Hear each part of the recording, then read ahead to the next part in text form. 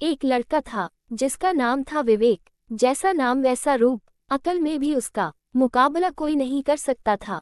एक दिन उसने घर के बाहर बड़े बड़े अक्षरों में लिखा, यहाँ अकल बिकती है। उसका घर बीच बाजार में था। हर आने जाने वाला वहां से जरूर गुजरता था। हर कोई बोर्ड देखता, हंसता और आगे बढ़ जाता। विवेक को विश्वास था कि उसकी दुकान एक दिन जरूर चलेगी। एक दिन एक अमीर महाजन का बेटा वहां से गुजरा। दुकान देखकर उससे रहा नहीं गया।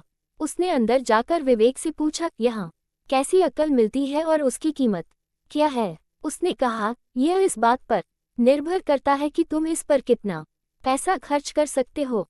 गंपू ने जेब से 1 रुपया निकालकर पूछा, इस रुपए के बदले कौन सी अकल मिलेगी और कितनी? भाई, 1 रुपए की अकल से तुम 1 लाख रुपया बचा सकते हो। गंपू ने 1 रुपया दे दिया। बदले में विवेक ने एक कागज पर लिखकर दिया, जहां 2 आदमी लड़ झगड़ रहे हों वहां खड़े रहना बेवकूफी है।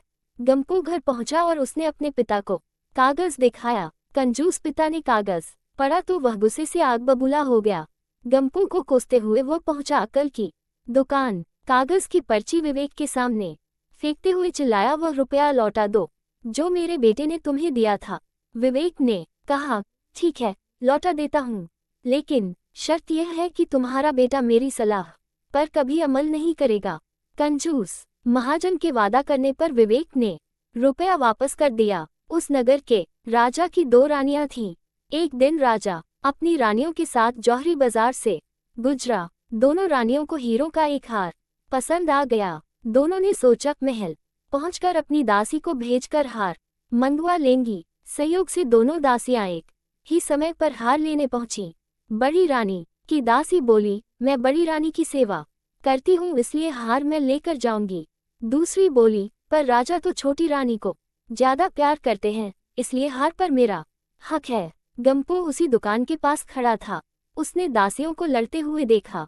दोनों दासियों ने कहा वे अपनी रानियों से शिकायत करेगी। जब बिना फैसले के वे दोनों जा रही थी तब उन्होंने गंपू को देखा। वे बोली, यहाँ जो कुछ हुआ तुम उसके गवाह रहना। दासियों ने रानी से और रानियों ने राजा से शिकायत की।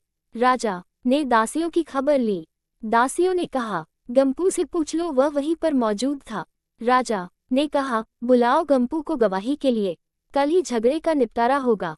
इधर हैरान पिता परेशान। आखिर दोनों पहुंचे अकल की दुकान। माफी मांगी और मदद भी।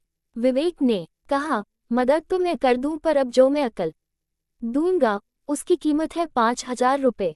मरता क्या न करता। कंजूस पिता के कुर्ते हुए दिए 5,000। विवेक ने अकल दी कि गवाही के समय गंपू पागलपन का नाटक करे और दासियों के विरुद्ध कुछ न कहे। अगले दिन गंपू पहुंचा दरबार में, करने लगा पागलों जैसी हरकतें।